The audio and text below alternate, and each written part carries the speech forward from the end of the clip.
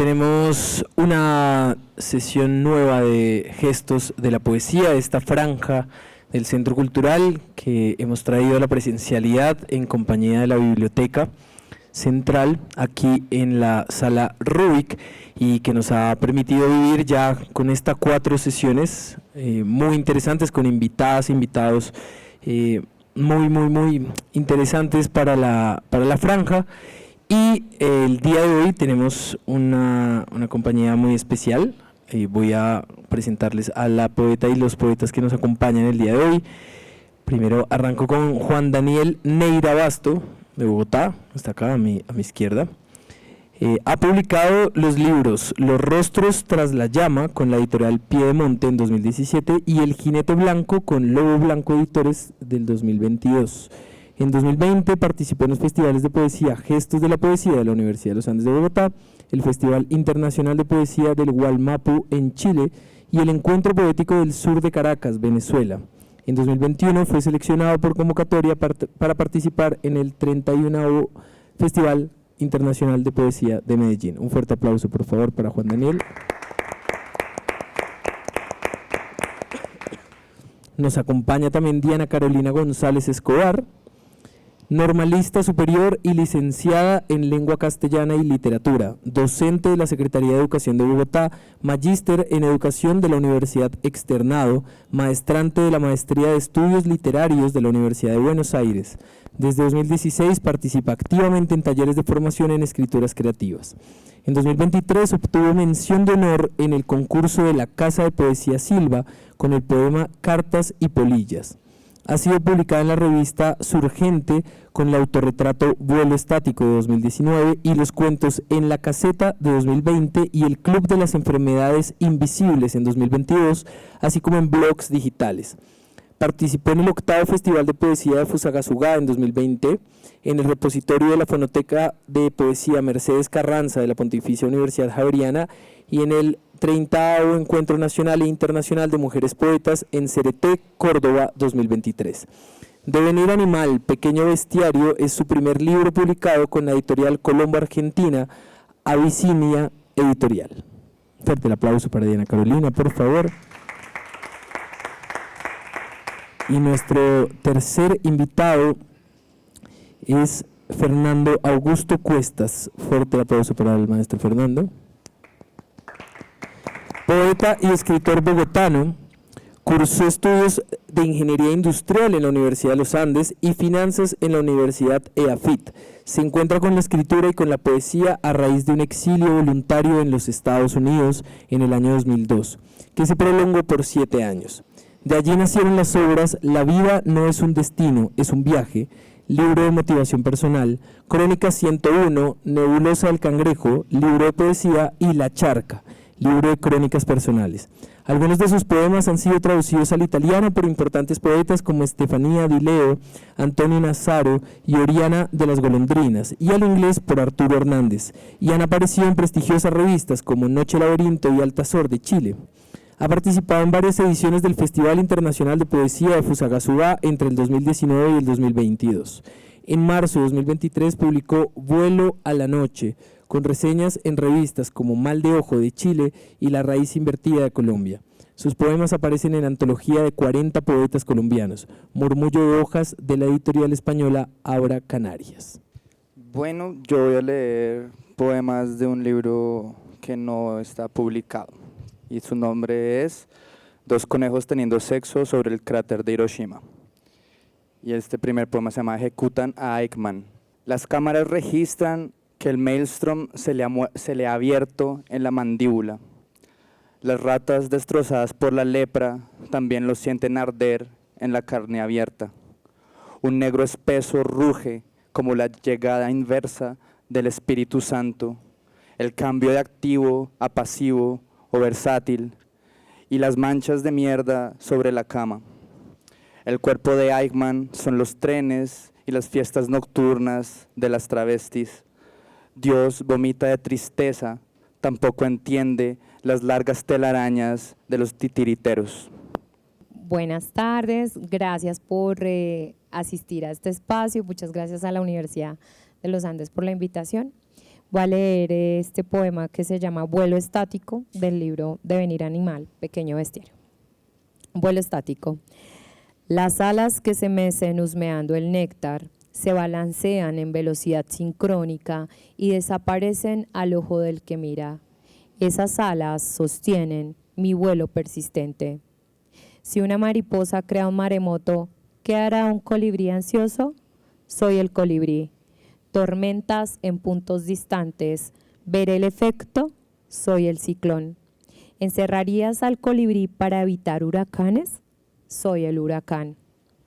Si hay una caja en el piso, ¿la pateas? Y si dentro estuviera el milagro por el que oras, soy la oración. Mi fe retumba en caja cerrada, golpea las alas desesperadas por libertad, un vuelo que se ahoga en la colisión de plumas. ¿Qué oración salvará al colibrí? ¿Qué milagro nos salvará? Gracias. Muchas gracias por venir. Muchas gracias a la universidad por este evento maravilloso. Es mi primera vez acá, espero no sea la última.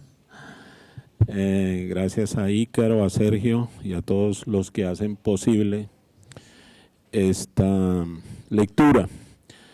Voy a leer del libro Vuelo a la noche el poema Insondable, a Federico García Lorca.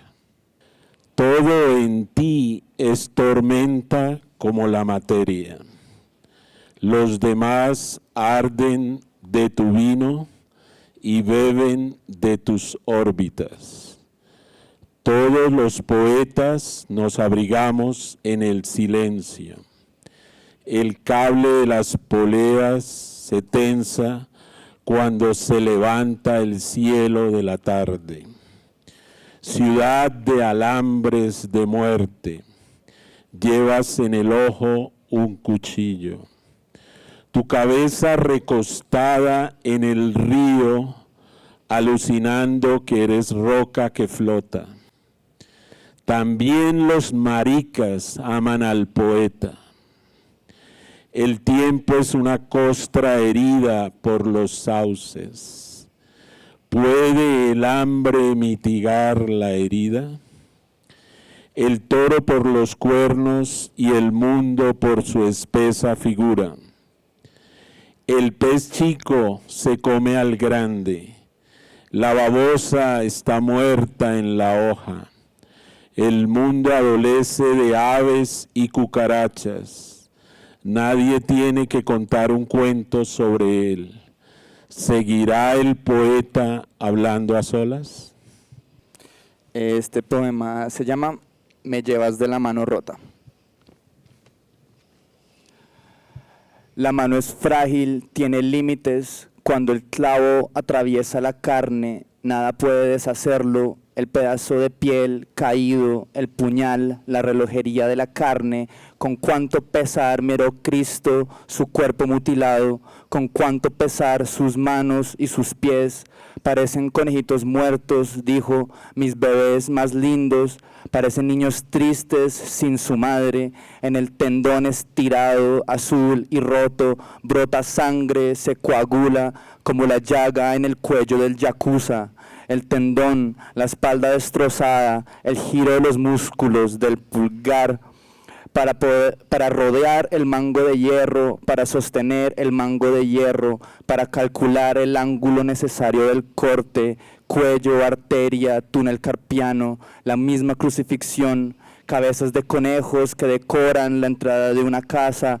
Cristo llora sus manos y sus pies, la mano del tullido es una bandada de pájaros pequeños, la mano del leproso, niños pequeños que buscan a su madre, la madre que recibió el dinero, los conejos se detienen largamente a olfatear la muerte, los tendones serán el infierno, nunca volverán a apretar un cuello, la mano que no podrá escribir para reclamar su sangre, que me miren, dice, mírenme clavada al madero como una puta triste en una esquina.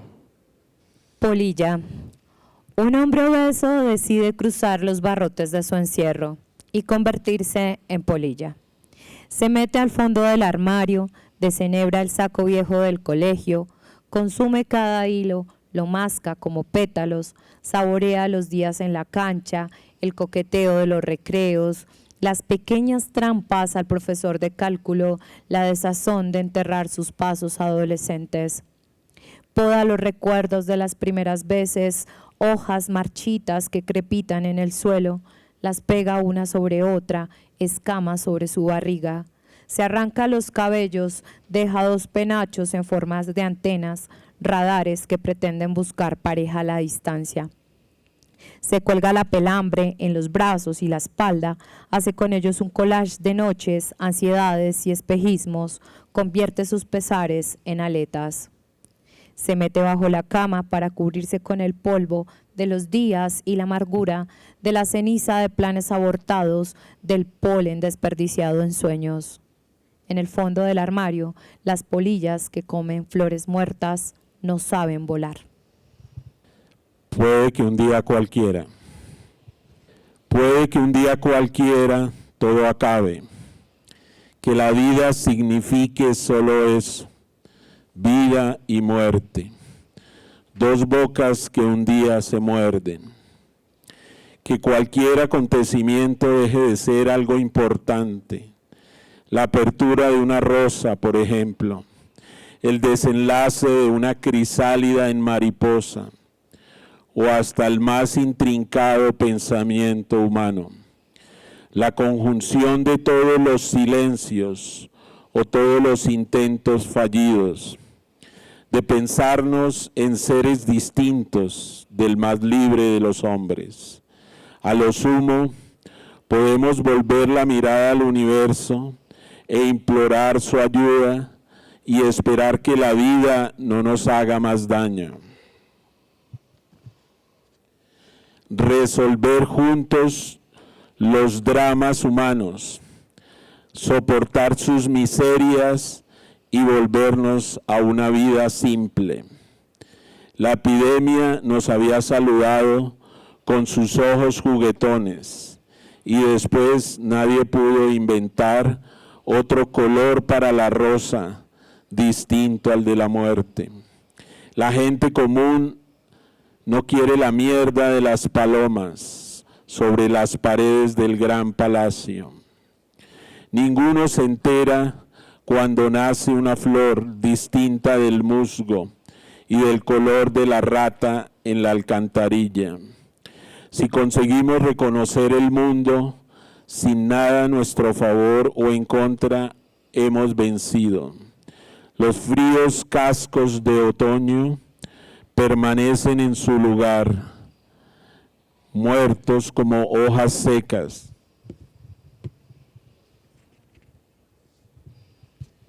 La tierra vuelve a temblar y el universo siente por vez primera nuestro compasivo llamado.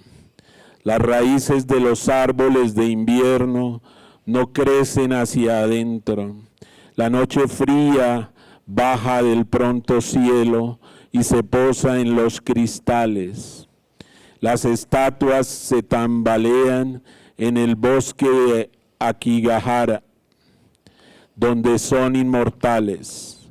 Un cangrejo da volteretas con el escalpelo de las horas afiladas.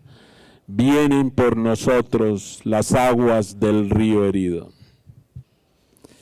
El poema se llama Hubo insectos que caminaron largas horas sobre los uniformes de la CSS. 1. La ira. Soñar que se tienen ojos, pupilas, que se dilatan al mirar a una víctima. Un poema no tiene que ser un poema puede tener dismorfia, el corazón, un solo corazón en un solo centro, el cuerpo se erige ahora en el suelo de un vórtice, un poema puede tener Eichmann como afasia, bombea sangre hasta las sienes, las garras, hasta la sed que se revienta en la carne mendaz despedazada de la lombriz. 2. La esclavitud. Un poema puede ser un general nazi en un cementerio recitando a Hölderlin, el pájaro vuela en simulacro del ángel, Un poema puede ser una cucaracha que se cree Hitler después del holocausto nuclear. Agua, tierra, espesura del bosque se convierten en un arma. La muerte esparce su rostro por todos los árboles y los santos. Un gusano nunca visto la mueca de Hiroshima.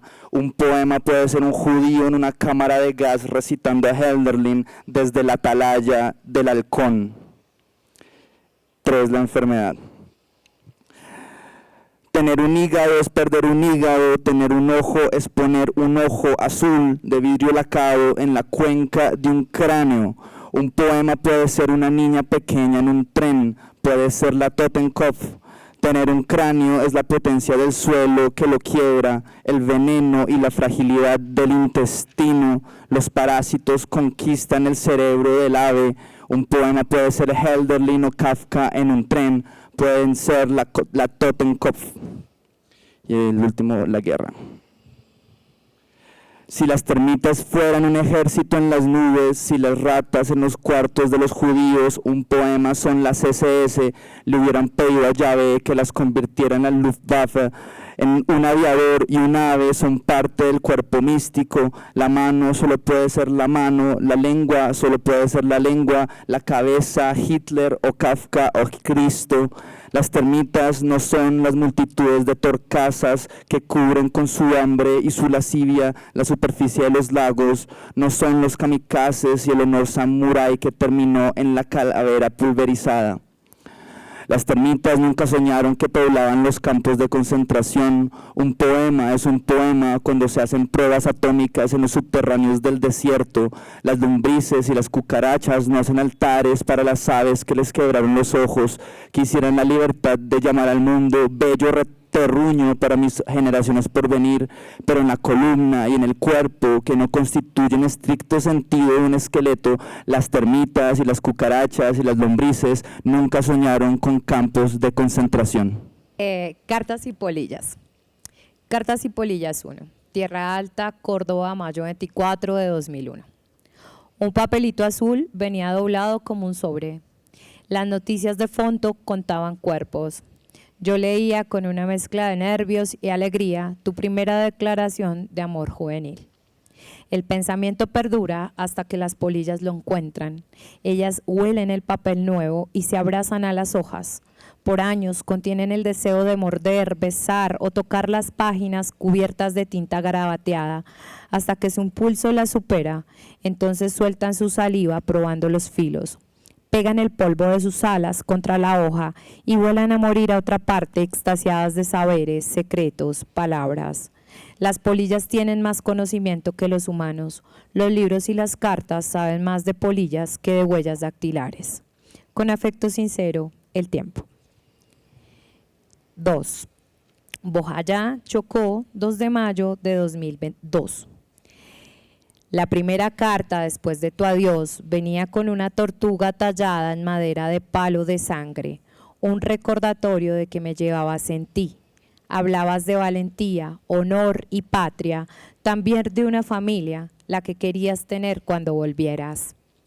Las polillas y los hongos no se llevan bien, se tratan en la indiferencia del que no se encuentra, pero el uno sabe de la existencia del otro.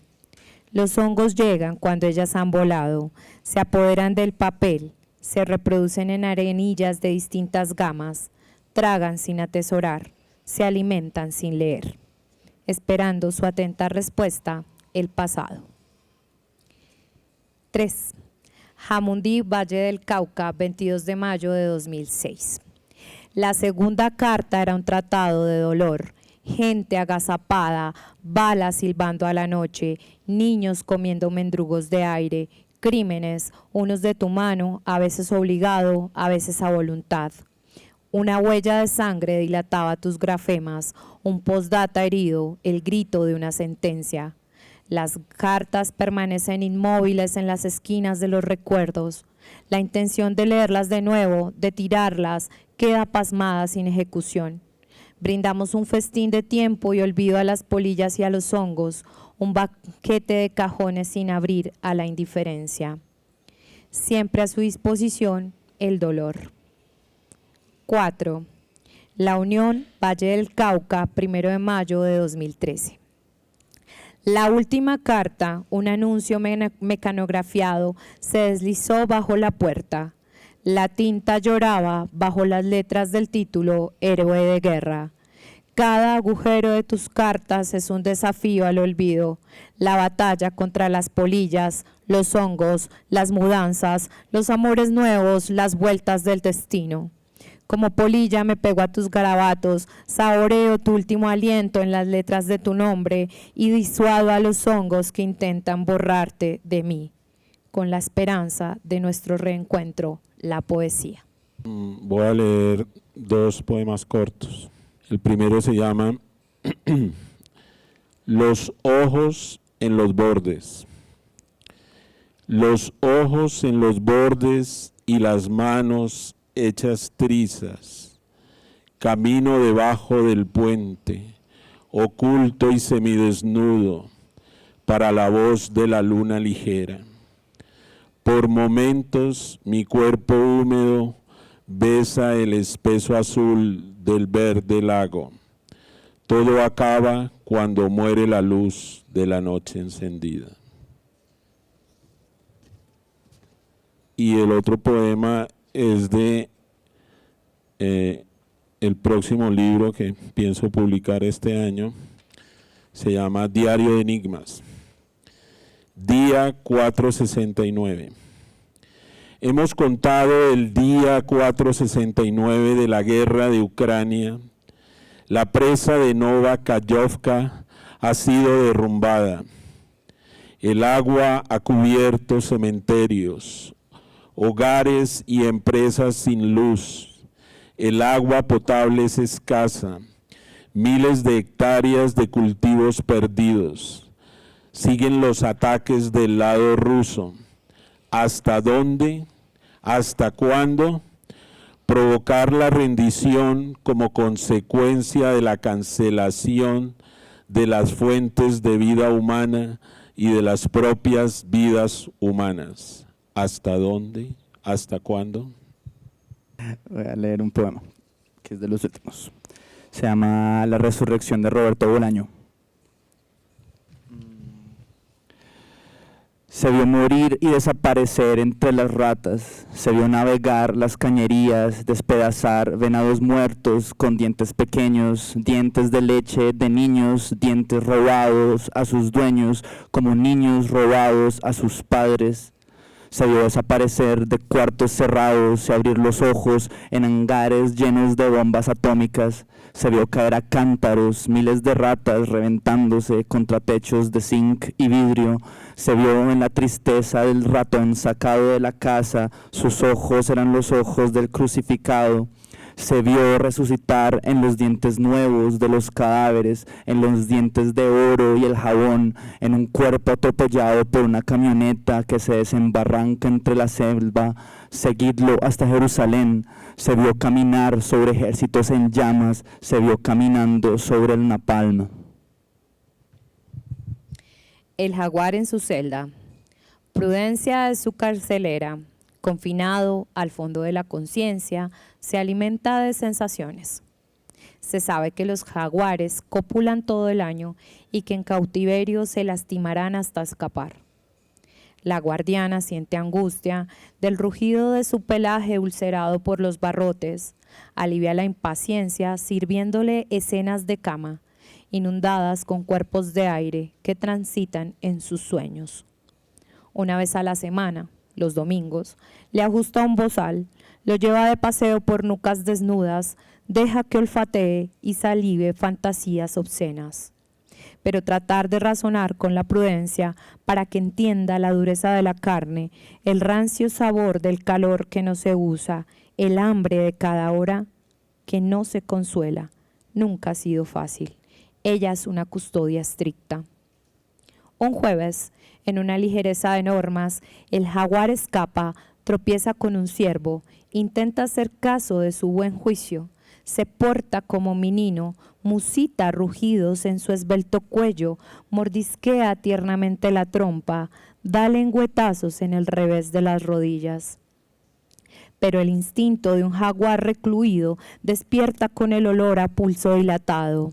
Entonces mira, calcula, somete, chupa, rasga, muerde, copula, desgarra, disloca. Al fondo de la conciencia se murmura que el jaguar ha cenado 6 veces hoy.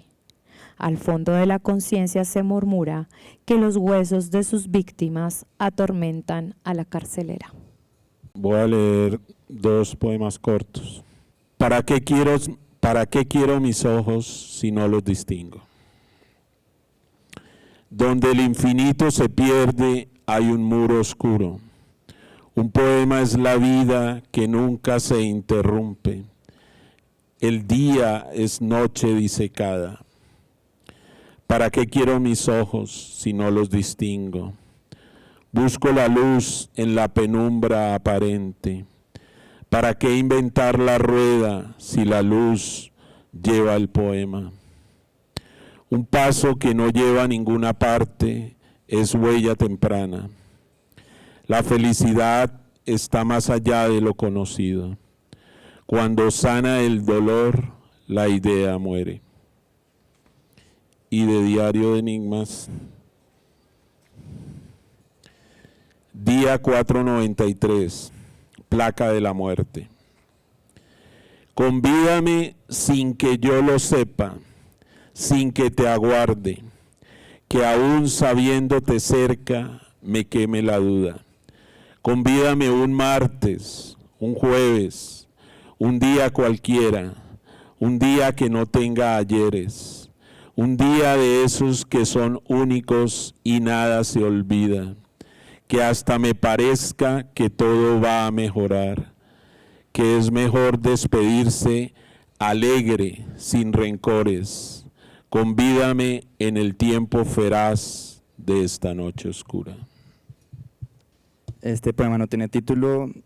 No tiene título.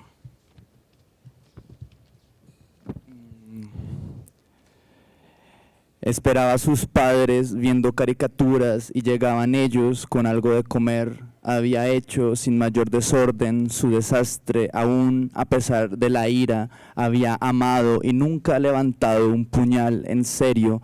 Nunca quiso la prostitución a pesar de todo. Nunca quiso la violencia a pesar de la crueldad, a pesar de que poco a poco se le fue mostrando como el único camino. Aún oía luz en los poemas más simplones, aún veía agua en la fugacidad de quienes no la querían, y podía correr durante varias horas creyendo que era un conejo en la pradera del fin del mundo, que llegaría con los pulmones y las venas abiertas a los brazos inmensos de Dios. Bueno, yo quiero cerrar con un poema que, pues, aparte de estar en este libro, se encuentra en la antología de Morir es un país que amabas, que es un libro que estamos publicitando con Abisinia. Es el trabajo de 416 escritores que le escribieron a líderes sociales. Este poema en particular se lo escribí a un líder social que se llama James Luis Jiménez Estrada, que falleció por su labor en el marco de la restitución de tierras. Y pues se lo escribí a las hormigas porque los dueños de la tierra no somos los hombres, son las hormigas. El grito de las hormigas a James Luis Jiménez Estrada y las víctimas de falsos positivos en Colombia. El niño vertió alcohol dentro del hormiguero, dejó caer un fósforo, corrimos. Con el ardor en las cabezas, gritamos. Nos llamamos con el gesto de los ojos en un clamor sordo. Pasamos lista. Calculamos pérdidas en un parpadeo, pero la cuenta también se perdió.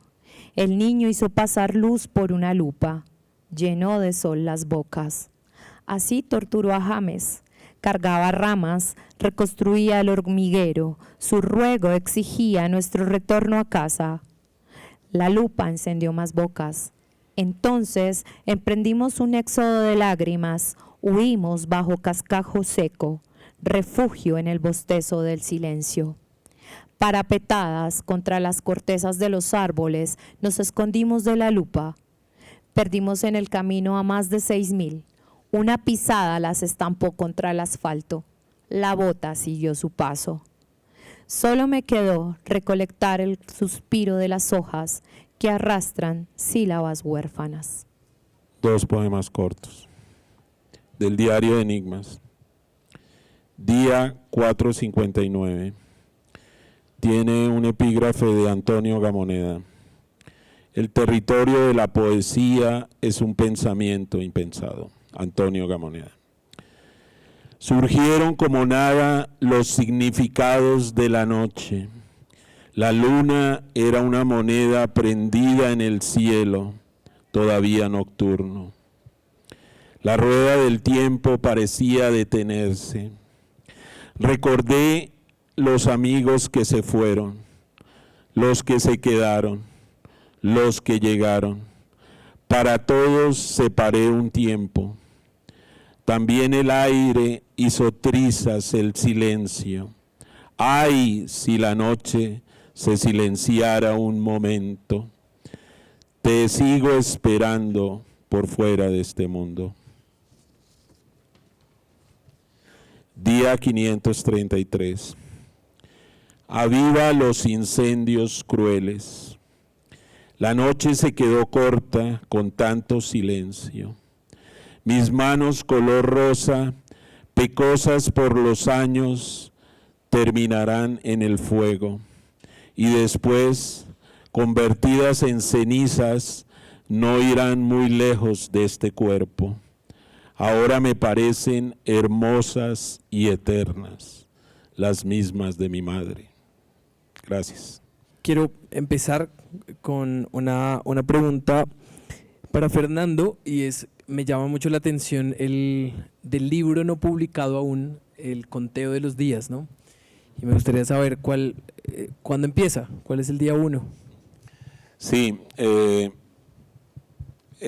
yo comencé a escribir el diario de Enigmas, que inicialmente se llamó Diario de Pandemia, porque justamente empecé a escribirlo en la pandemia. ¿De dónde me salió la idea? En esos días de pandemia, un escritor portugués, que en este momento no tengo presente el nombre, empezó un diario escribiendo exactamente cada día lo que pasaba en el mundo, con la mirada de un escritor, ni siquiera un poeta. Eran noticias interesantes, entonces yo no me perdía leyendo ese diario. Es más, cada día esperaba el diario de este escritor portugués, y de ahí se me ocurrió la idea. ¿Por qué el número de 453? Es decir, no está el primero, porque yo comencé el libro como un diario de mis cosas, no un diario poético. A medida que fui avanzando, lo fui volviendo poético, y como es el primer diario de Enigmas, quiero, pues, obviamente hice una selección, y lo bueno, pues lo curioso es que sigo escribiendo el diario, no he parado. Entonces voy en el día 540 y tantos. Entonces, esto es una selección. ¿Por qué respeto el número? Porque para mí cada día, cada poema, lo que escribo, tiene un significado muy especial. Si no, pues lo más lógico era, olvídese de los números, y como es su primer libro, escriba 1, 2, 3, 4. Algún día, si alguien cree que tiene valor, publicaré desde el primer día. O sea, ahí se puede ver la transformación. Gracias. Muchas gracias. La pregunta por acá. Yo tengo una pregunta para Juan Daniel. En varios de tus poemas noté varias referencias históricas. Me gustaría saber si es un gusto que tienes o por qué precisamente haces como tantas referencias. Pues yo creo que es porque pues es como que este proceso de escritura fue un proceso que trató mucho acerca de la violencia y acerca de, pero no la violencia como tan general, sino violencia en escenarios muy personales, muy íntimos, y también como proyectados a escenarios generales, y como a esas situaciones de horror, esas situaciones de abyección y perversidad que hay en el mundo y la vida de uno. Entonces, como que la referencia a la Segunda Guerra Mundial, sobre todo, como que yo era como un fetiche, sobre todo, pero después como que entendí la clave de eso leyendo un texto crítico que le hacen a Roberto Bolaño que se llama Bolaño, Literatura de Apocalipsis. Y entonces ahí, no me acuerdo el nombre del crítico, decía como que el fetiche que también tenía Bolaño con la Segunda Guerra Mundial era porque en la Segunda Guerra Mundial era como un cráter en el que se podía resumir como todo el horror del siglo XX. Entonces yo dije, sí, yo también lo veo así, y ya. Gracias. ¿Hay otra pregunta? ¿Por acá? ¿Por aquí? ¿No? Por allá.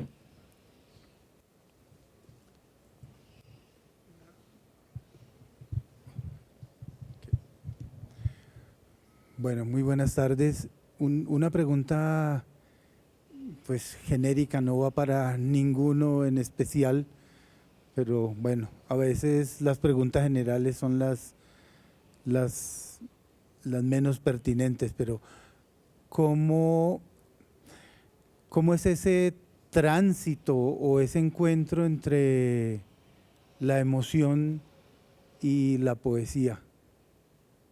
Pues para el que quiera responderla, por supuesto. Gracias. Yo creo que sin emoción no hay poesía. ¿Y la poesía de dónde surge? De un impulso vital. Y lo que pasa es que la poesía pues se alimenta de diferentes fuentes, se alimenta de la experiencia diaria, se alimenta de otros autores, porque sería mentiroso no reconocerlo, y también se alimenta de las emociones internas y de la forma en que el poeta ve el mundo. Gracias. Bueno, yo de pronto en este libro yo hice un trabajo particular sobre las emociones y ahí sí traté como de explorarlas un poco y vincularlas hacia un ser particular, pero yo estoy convencida que las emociones se hacen parte de nuestra identidad y no todos sentimos del mismo modo y no podemos reflejar la misma emoción de la misma manera. Hay unas intensidades muy diferentes en cada persona y esas intensidades se configuran dentro de lo que podría ser nuestra identidad. Entonces yo sí las involucro muy fijamente porque todos los poetas sienten amor, todos los poetas sienten ira, todos los poetas sienten frustración, pero la manera de expresarlo siempre es diferente porque la intensidad es distinta y eso genera también ciertas obsesiones. Eso. No, yo diría que la urgencia, como que la urgencia es como la palabra que me ronda mucho a la hora de pensar en el acto de escribir, y esa urgencia, pues sí, tiene un catalizador emocional normalmente, pero sobre todo la urgencia. No sé cómo, ya, fin.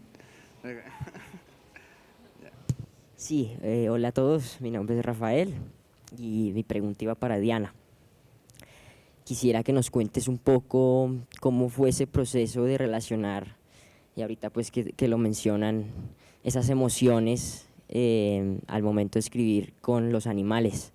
Me parece interesante si nos puedes contar un poco cómo fue ese proceso para los poemas que escribiste. Eso fue un proceso como muy loco. No, inicialmente, digamos que inicia un poco como en el tema de los talleres, ¿no? Entonces en los talleres siempre está el tema de buscar la imagen y buscar el ritmo poético, todo eso. Entonces en eso entra como uno, pero bueno, ¿cómo lo logro? Entonces acudieron a mí el llamado animal y vino y me habló y de una u otra manera salió este resultado, pero es que fue una obsesión de bastante tiempo.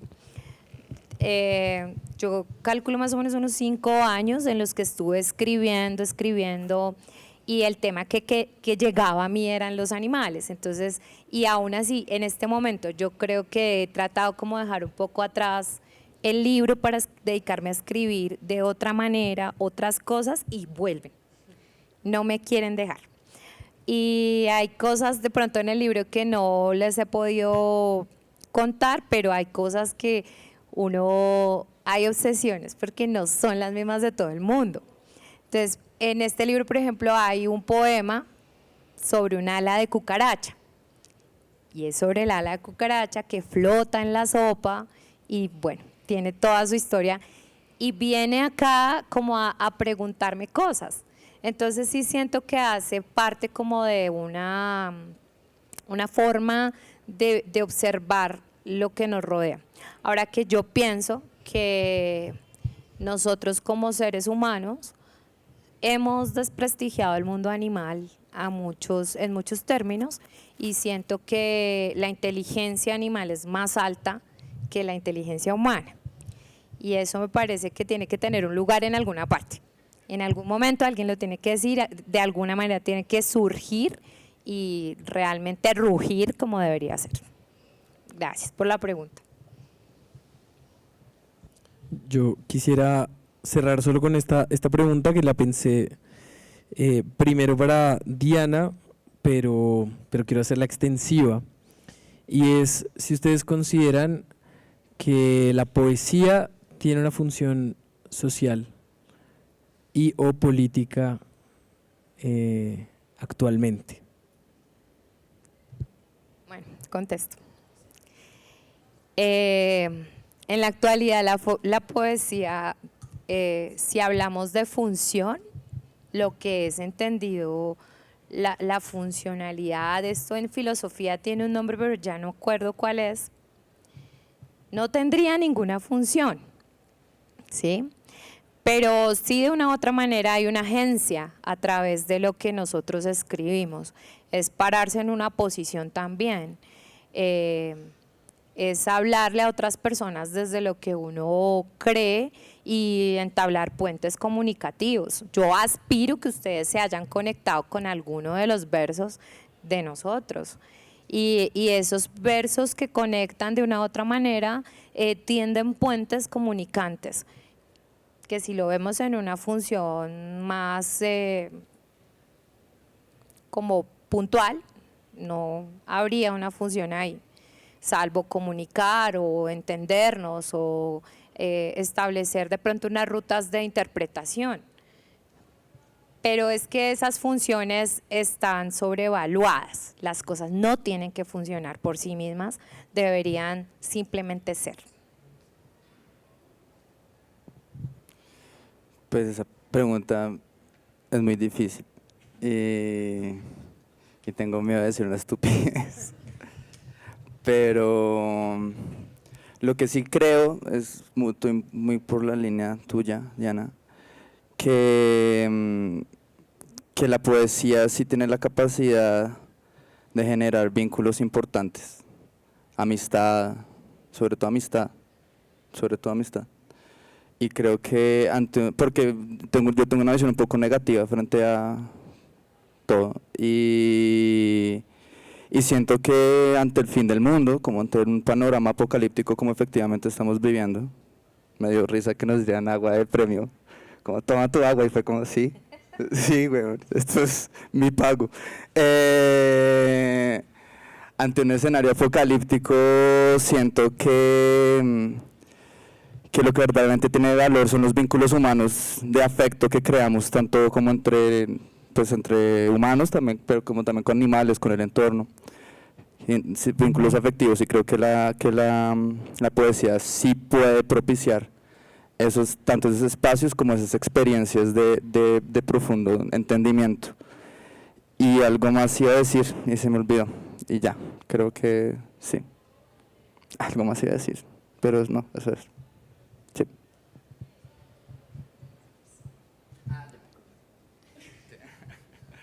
Que es que yo hablo mucho de Roberto Bolaño porque lo amo, pero precisamente yo creo que eso me lo enseñó mucho Roberto Bolaño, porque Roberto Bolaño casi toda la obra, como él dice, es una carta de amor a sus amigos perdidos durante las dictaduras del siglo XX latinoamericano. Y eso me parece muy hermoso porque toda la obra es un acto de amor, es un acto de amistad, y uno lee al man y eso, o sea, es como lo que más valoran sus personajes y lo que más define sus personajes es su relación con sus amigos. Y eso es muy, muy bonito. Gracias. Yo creo que el poeta, antes de ser poeta, es un ser humano. Y todo ser humano, por el hecho mismo de ser humano, es un ser político.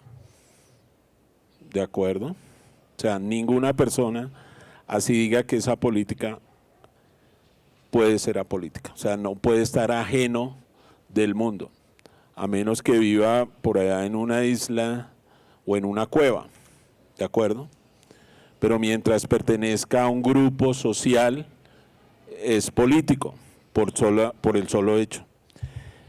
Personalmente, yo trato, es decir, cuando yo escribo un poema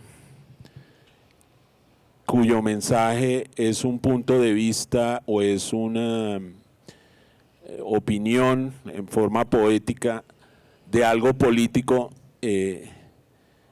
trato de ser muy cuidadoso con el tema político, porque la idea mía es que se aprecie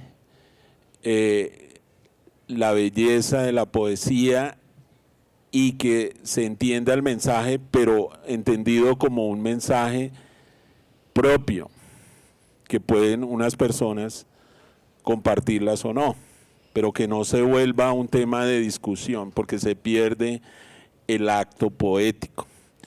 Voy a leer justamente un poema muy corto sobre Damasco.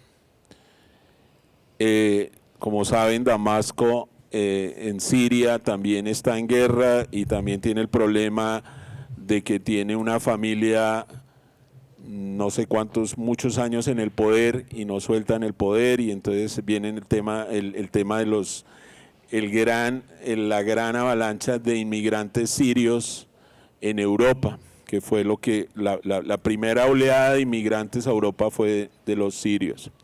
El poema se llama Damasco, el mundo te acoge. Cielo azul de todos, no de aquellos derrotados antes de tener vida. Inmigrantes del mundo, parias, echados de sus tierras, valientes ciudadanos sirios. Damasco, ciudad en ruinas, piedra pómez, ciudad de maravillosas historias. Heliogábalo reinó sobre ella. Gracias. Bueno, muchísimas gracias por su participación, gracias por su compañía en esta jornada de Gestos de la Poesía. Con esto damos por finalizada la jornada. Muchísimas gracias y un fuerte aplauso para nuestros poetas invitados, por favor.